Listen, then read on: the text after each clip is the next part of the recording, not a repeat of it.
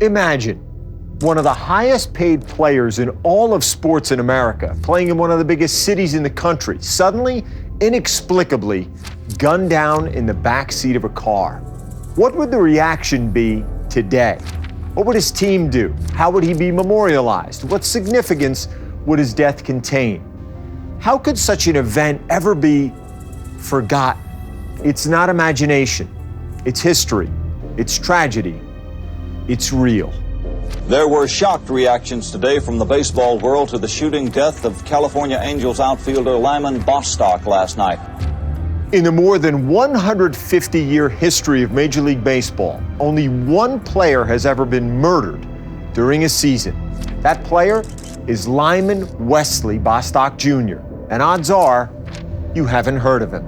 His story as a man, his quality as a player, the facts of his death and its aftermath, like his team actually playing a game less than 12 hours after he died. The game went on. Not only that, I played in right field, and that was his position. My first at bat, I hit a home run. And I just remember when I hit it, running to first base and thinking about Lyman.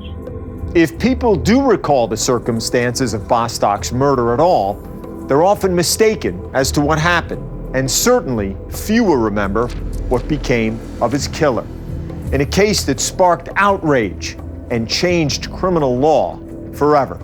As a prosecutor and as a lawyer, I began to think to myself, this is an open and shut case.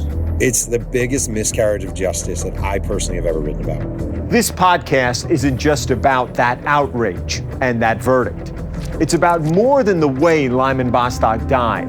It's about the way he lived and what he meant to his family, his teammates, his sport, and his times.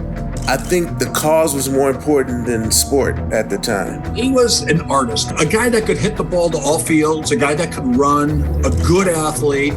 The way his career started off, we could be talking about a Hall of Fame player, a 3,000 hit guy, and just one of the greatest players ever to play the game. But unfortunately, it was cut short after 4 seasons. Just a quality guy, shot down. It was just the finality of it. It's like walking into a brick wall. Wesley launches this July everywhere you get your podcasts.